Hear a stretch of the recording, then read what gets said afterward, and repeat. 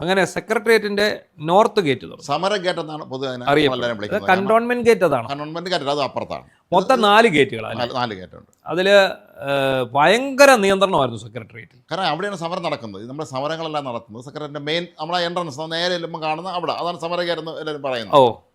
അതുകൊണ്ട് അവിടെയാണ് നമ്മളെല്ലാം നമ്മുടെ സമരം നടത്തുന്നത്, നോർത്ത് ഗേറ്റ്. അപ്പം പിണറായി വിജയൻ എന്ന് പറയുന്ന ഇരട്ടച്ചങ്കൻ വലിയ ഭീരുവാണെന്ന് തെളിയിച്ച ഒരുപാട് സംഭവങ്ങളിലൊന്നായിരുന്നു ഈ സെക്രട്ടേറിയറ്റിലോട്ടുള്ള പ്രവേശനം നിരോധിച്ചുകൊണ്ടുള്ള.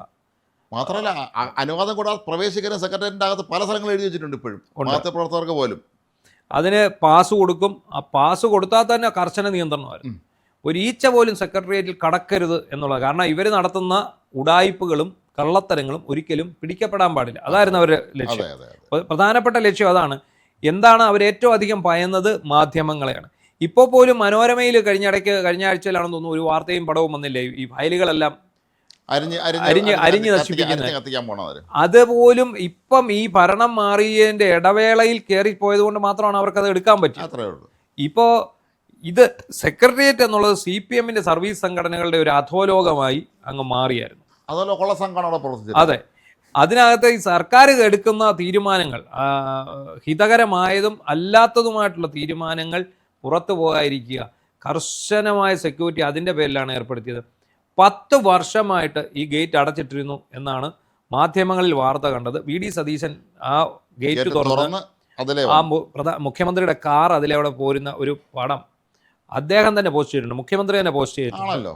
10 വർഷത്തിന് ശേഷമാണെന്ന് മാധ്യമങ്ങൾ പറയുന്നു. ഈ മാത്രമല്ല, ഈ അടച്ചുപൂട്ടി അകത്ത് ഒളിച്ചിരുന്ന പിണറായി വിജയൻ ഉൾപ്പെടെയുള്ളവർ പണ്ട് പ്രതിപക്ഷത്തിരിക്കുമ്പോൾ സമരം ചെയ്യുന്ന ഗേറ്റാണത്. അതെ, എന്നിട്ട് ഇവർ ഈ ഗേറ്റിന് അകത്ത് കയറി പ്രശ്നം ഉണ്ടായിട്ടുള്ളവരാണ്. പണ്ട് ഈ ഗേറ്റ് തുറന്ന് കിടന്നപ്പോൾ അകത്ത് കയറി സമരം ചെയ്തിട്ടുള്ളവരാണ്. പഴയ നിയമസഭ ഉള്ള സമയത്ത്, പണ്ട് നിയമസഭ സെക്രട്ടേറിയറ്റിലായിരുന്നല്ലോ, അവിടെ ഒരിക്കൽ 82 കേക്കനാർ മന്ത്രിസഭയുടെ കാലത്ത് ചില MLA സസ്പെൻഡ് ചെയ്ത്. അന്ന് MV രാഘവൻ CPM-ലാണ്. ഇവർ അനുയായികളും കൂട്ടി അതിനകത്ത് കയറി കൂട്ടത്തോടുകൂടി കയറി നിയമസഭയ്ക്കകത്ത് കയറി MLA സസ്പെൻഡ് ചെയ്ത MLA വരെ കൊണ്ട് നിയമസഭയ്ക്കകത്ത് അടിയുണ്ടാക്കി. അതിന് പോലീസ് തല്ലേണ്ടി ഇന്ന് ഈ നിയമസഭയ്ക്കകത്തിട്ട്. അങ്ങനെ ഒരു സംഭവം ഉണ്ടായിട്ടുണ്ട്. അതേ ആളുകൾ ഇപ്പോൾ അവർക്ക് അധികാരം കിട്ടിക്കഴിഞ്ഞാൽ പിന്നെ പേടിയായി, ജനത്തിന് പേടിയാണ് അവർ. ഇത് പൂട്ടി വെച്ചിട്ട് മാത്രമല്ല, സുരക്ഷ ഉറപ്പാക്കാൻ ബാരിക്കേഡ് നിരത്തി ഇത് മൊത്തം പുള്ളി ബന്ധവസാക്കി. സ്റ്റെൻഗണ്ണ് കൊണ്ട് കുറെ പേര് നടക്കുന്നുണ്ട് സെക്രട്ടറിന്റെ അവരുടെ പോലീസ് പ്രത്യേക വേഷമൊക്കെ ഇട്ടവര് വെടിവെച്ച് കളയും എന്ന് പറഞ്ഞാൽ പ്രധാനമന്ത്രിയുടെ കാര്യാലയത്തിന് പോലും ഇത്രയും സുരക്ഷ കാണത്തില്ല. അത്ര ഇതാണ്. അതെല്ലാം പിണറായി വിജയന്റെ ഭീരുത്വത്തിൽ നിന്നുണ്ടായിട്ടുള്ള കാര്യങ്ങളാണ്. പക്ഷേ ഈ 10 വർഷമായി 2016 ഇത് അടച്ചു എന്നുള്ള വാർത്ത വന്നതിന് പിന്നാലെ ഈ മുഖ്യമന്ത്രിയുടെ പഴയ പ്രസ് സെക്രട്ടറി PM മനോജ് ഇന്നലെ പോസ്റ്റ്, മാധ്യമ വാർത്തകളെല്ലാം കള്ളത്തരമാണ്, ഇത് 2023 അടച്ചത്. അപ്പോൾ ഞാനും വിചാരിച്ചു ശരിയായിരിക്കുമല്ലോ, ഇത് 2023 അടച്ചത്. അപ്പോൾ ആ വ്യാജ നറേഷൻ എത്രത്തോളം ഉണ്ടെന്ന് മനസ്സിലാക്കണം. അപ്പോൾ നമ്മളിങ്ങനെ പരിശോധിച്ച് വരുമ്പോൾ എന്താ സംഭവം? 2016 അടച്ചു പൂട്ടിയതാണ്. 2023 1 മാസത്തേക്ക് തുറന്നു വീണ്ടും അടച്ചു വെച്ചു. എന്നിട്ട് വീണ്ടും ഇത് അടച്ചു. 1 മാസം തുടർന്ന് ഒരു ട്രയൽ നോക്കിയതാണ്. ട്രയൽ നോക്കിയപ്പോൾ മനസ്സിലായി അപകടമാണ്, വീണ്ടും അടച്ചു വെച്ചു. മാത്രമല്ല സെക്രട്ടേറിയറ്റിൽ ഒരു പൊതുജനത്തിന് കയറാനേ സാധിക്കത്തില്ലായിരുന്നു. കർശന നിയന്ത്രണമായിരുന്നു. ആ നിയന്ത്രണങ്ങൾ ഇനിയും പാസ് വേണം, പക്ഷേ ആ നിയന്ത്രണങ്ങളിൽ ഇളവ് വരും.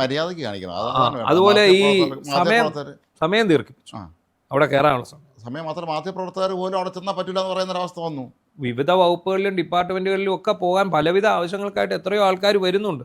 ഈ കാസർഗോഡ് തൊട്ട് ഇങ്ങോട്ടുള്ള എത്രയോ ആളുകൾ സെക്രട്ടേറിയറ്റിൽ ഓരോ ദിവസം വരുന്നുണ്ട്. പാവപ്പെട്ട മനുഷ്യർ അവരകത്ത് കയറ്റായിരിക്കും, അവർക്ക് അറിയില്ല ഇതിനകത്ത് എങ്ങനെയാണ് കയറേണ്ടതെന്നുള്ളതൊന്നും. അല്ല, അന്ന് തൊട്ട് പത്രപ്രവർത്തക യൂണിയൻ ആഞ്ഞ് ശ്രമിക്കുന്നുണ്ടല്ലോ. അതെ, ഈ ഇതൊന്ന് പത്രപ്രവർത്തക യൂണിയൻ വരുന്ന മൊത്തം CPM അനുകൂലികളായിട്ടുള്ള പത്രക്കാരാണ്. അവർക്ക് ആർക്കും വന്ന് ഇത് തുറന്നു വേണ്ട. ഇവരാവുന്ന ശ്രമിക്കുന്നുണ്ട്, പക്ഷേ ഒരു കാരണവശാലും ഇത് തുറക്കാത്തതിന് അവർക്ക് പ്രശ്നവും ഇല്ലായിരുന്നു. ഇപ്പം എന്ത് സംഭവിച്ചു? ഇപ്പം ഇതെല്ലാം മാറി, മാധ്യമപ്രവർത്തകർക്കുള്ള പ്രവേശനമൊക്കെ തിരികെ എത്തിയിട്ടുണ്ട്. അല്ല, അതാണ് വേണ്ടത്. ജനാധിപത്യത്തിൻ്റെ കാവൽ 4ാം തൂണം എന്നൊക്കെ പറഞ്ഞിട്ട് നിങ്ങളിങ്ങോട്ട് കയറണമെന്നല്ല. കാര്യം മുഖ്യമന്ത്രിക്ക് പത്രക്കാരെ കാണുന്നത് ദേഷ്യമാണല്ലോ. അയാൾക്ക് എല്ലാം ഈ ഇങ്ങനത്തെ ദേഷ്യം കാണിക്കുന്നവർ ഭീരുക്കളായിരിക്കും എന്ന് പറയും. ലോകത്തെല്ലാവരും ചൂടാവുന്ന ആളെ കണ്ട്. അല്ല, എന്തോ മറക്കാനുള്ളതുകൊണ്ടാണ് ഈ കലിപ്പ് കാണിക്കുന്നത്. എന്താണെന്ന് അറിയാം. ഇതിനകത്ത് ഏറ്റവും പ്രധാന കാര്യം നമ്മൾ നേരത്തെ ചർച്ച ചെയ്തിട്ടുള്ളതാണ്. എന്താണ് ഈ നാട്ടിൽ നടക്കുന്നതെന്ന് ഈ മുഖ്യമന്ത്രിക്ക് അറിയില്ല.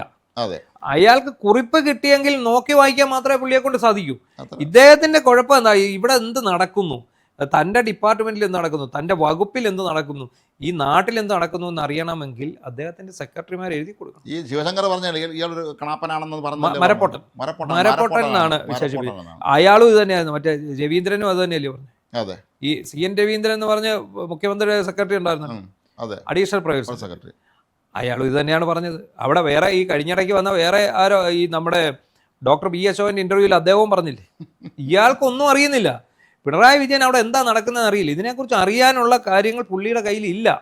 പുള്ളിക്ക് അതിനെക്കുറിച്ചൊന്നും അറിയില്ല. അതുകൊണ്ടാണല്ലോ ഇത് ഇത്രയും വന്ന പുള്ളിയുടെ പൊളിറ്റിക്കൽ സെക്രട്ടറി അവിടെ ഇരുന്നുകൊണ്ട് കാണിച്ചു കൂട്ടിയ വൃത്തികേടുകൾ കാരണമാണല്ലോ ഈ ഭരണം പോയത്. അതെ, അദ്ദേഹം വഹിച്ച പങ്ക് വളരെ നിസ്തുലമാണ്. എല്ലാ കോൺഗ്രസിന്റെ DCC ഓഫീസുകളിലും അദ്ദേഹത്തിന്റെ ചിത്രം വയ്ക്കണം, മുഖ്യമന്ത്രി പൊളിറ്റിക്കൽ സെക്രട്ടറി. അതെ, എത്ര പേരുടെ കോള് ഇവർ ചോർത്തി. അതെ, ഈ ഒരുമാതിരിപ്പെട്ട ആൾക്കാരെ മുഴുവൻ കോളുകൾ ഇവർ ചോർത്തിയിട്ടുണ്ട്. മൊത്തം കോളുകൾ ചോർത്തുന്നു, വാട്സപ്പ് ചാറ്റുകൾ ചോർത്തുന്നു, ഇതെല്ലാം ചോർത്തി. അങ്ങനെ തന്നെയാണ് ഈ രാഹുൽ മങ്കുടത്തെ കുടുക്കിയത്. കേരളത്തിലെ ജനങ്ങൾ മുഴുവൻ മണ്ടന്മാരാണ്, പൊട്ടന്മാരാണ്, പ്രതിരോധശേഷിയില്ലാത്തവരാണ്, ഞങ്ങൾ ചവിട്ടി പിടിച്ച് അവിടെ നിൽക്കുന്നവരാണെന്ന് ഇവർ തെറ്റിദ്ധരിച്ച് അതെ നന്നായിട്ട് പാർട്ടി ഗ്രാമങ്ങളിൽ വരെ പണിയാൻ കൊടുത്തു. എന്തായാലും നന്നായി, അതൊരു വളരെ നല്ല കാര്യമാണ്. അപ്പോൾ ഈ ആശാമാർ ഇപ്പം കുറച്ച് ദിവസം അങ്ങനെ മിണ്ടാതിരിക്കണം. അവർ ഒരു 1-2 ആഴ്ച കഴിയുമ്പോൾ അവർ ഇറങ്ങും.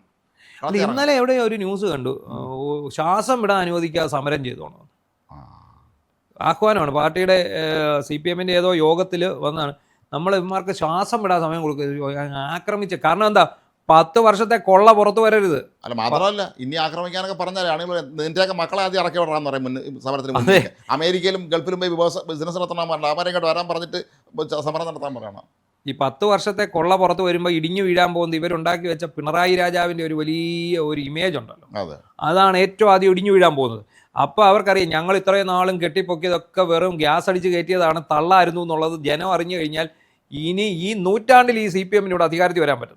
എന്തായാലും എമ്മാരെല്ലാം മക്കളെ ബിസിനസ് സാമ്രാജ്യം വിദേശത്തായതുകൊണ്ട് തൽക്കാലം അങ്ങനെ അവർക്ക് പേടിക്കേണ്ട, ബാക്കി സ്ഥാപനം മുഴുവൻ പൂട്ടിക്കാനായിരിക്കും അവർ ശ്രമിക്കുന്നത്. പക്ഷേ ഈ പിന്നെ VD സതീശനെ പോലെ ശക്തനായ ഒരാൾ മുഖ്യമന്ത്രി ആയിരിക്കുമ്പോഴേ ഇങ്ങനെ പഴയതുപോലെ സമരം നടത്താൻ പറ്റില്ലെന്നറിയാം. അല്ല, ഈ പിണറായി വിജയൻ്റെ ഒരു പോഡ്കാസ്റ്റിനകത്ത് പിണറായി വിജയനും അവിടെ സുജിത്ത് ഭക്തനും ചേർന്നിരുന്ന് പറയുന്നുണ്ടല്ലോ, കേറി വാടാ മക്കളെ എന്ന് പറയണമെന്ന്. കടക്കു പുറത്ത് എന്ന് പറയല്, കേറി വാടാ മക്കളെ എന്ന് പറഞ്ഞാൽ കേറി വാടാ മക്കളെ എന്ന് പറഞ്ഞു. പിണറായി വിജയൻ അല്ല പറഞ്ഞ്, VD സതീശനാ പറഞ്ഞ് കേറി വാടാ മക്കളെ എന്ന് പറഞ്ഞാൽ ഞാൻ നോർത്ത് ഗേറ്റ് മലർക്ക തുറന്നിട്ടിരിക്കുകയാണ്. ഇനി അത് നിയന്ത്രണമുണ്ട്, ചുമ്മാ ഒന്നുമില്ല, അത് എപ്പോഴും തുറന്നിട്ടതൊന്നുമില്ല. അത് സമരം ഉണ്ടാകുമ്പോൾ നോർത്ത് ഗേറ്റ് തുറന്നിടും, അല്ലാതെ 24 മണിക്കൂറും അത് അതിൻ്റെ ആവശ്യമില്ല. സെക്യൂരിറ്റി വേണ്ട, സെക്യൂരിറ്റി വേണം. ഇത് ഭീരുക്കളുടെ ഒരു സമൂഹമാണ് അവിടെ ഭരിച്ചിരുന്നുള്ളതിൻ്റെ ഏറ്റവും വലിയ ഉദാഹരണമായി മാറുകയായിരുന്നു. എന്തായാലും ഈ പിണറായി വിജയൻ താഴെ ഇറങ്ങിയതിന് ശേഷമാണ് ജനത്തിന് മനസ്സിലായത് ഇയാള് കേരളം കണ്ട ഏറ്റവും വലിയ ഭീരുവും പേടിത്തൊണ്ടനുമായിരുന്നു. ഇയാളെ കുറിച്ച് പണ്ട് കേട്ടൊരു കഥ ശരിയാണെന്ന് തോന്നുന്നുണ്ട്. R.N. രവി നെറ്റിയിൽ തോക്കൊണ്ട് വെച്ചപ്പോൾ എന്തോ സംഭവിച്ചു എന്ന് പണ്ടൊരു വാർത്ത പറഞ്ഞിട്ടുണ്ട്. നമ്മളത് വെറുതെ ആണ് ഇയാളെന്ന് കരുതിയിരുന്നു. അതായത് ഇപ്പൊ അത് സത്യമാണ് എന്ന് മനസ്സിലായി. അതാണ് ഈ ഏറ്റവും വലിയ ഭീരുക്കളായിരിക്കും ഏറ്റവും വലിയ ധീരന്മാരായി നടിക്കുന്നത്. അതിപ്പോഴും അങ്ങനെയാണല്ലോ. അവിടെ കൊച്ചിനെ ഇവിടെ കഥാപാത്രമല്ലേ മറ്റേ സിനിമയിൽ. അതെ, അത് ആട് സിനിമയില് ഉണ്ടല്ലോ ഇതുപോലെ. ചെമ്പം വിനോദ് ആദ്യം കയറി എന്തോ വിപ്ലവം ഞങ്ങൾക്ക് ഉത്തരി അല്ലാതൊക്കെ പറഞ്ഞിട്ട് അവസാനം അവിടെ കരയെടുക്കാന്ന് പറയുമ്പോൾ കരഞ്ഞു വിളിക്കില്ലേ. അതാണ് ഇവിടെ സംഭവിച്ചിരിക്കുക. അല്ലാതെ പിണറായി വിജയൻ ഡബിൾ ചങ്കരും ത്രിപിൾ ചങ്കരും ഒന്നുമില്ല, നല്ല ഒന്നാന്തര പേടിത്തൊണ്ടനായിരുന്നു. അതാണിപ്പം ആദ്യമായിട്ട് അഴിഞ്ഞു വീണത് അദ്ദേഹത്തിന്റെ ഡബിൾ ചങ്കിന്റെ മുഖം മൂടിയാണ്. ബാക്കിയൊക്കെ പുറകെ വരും.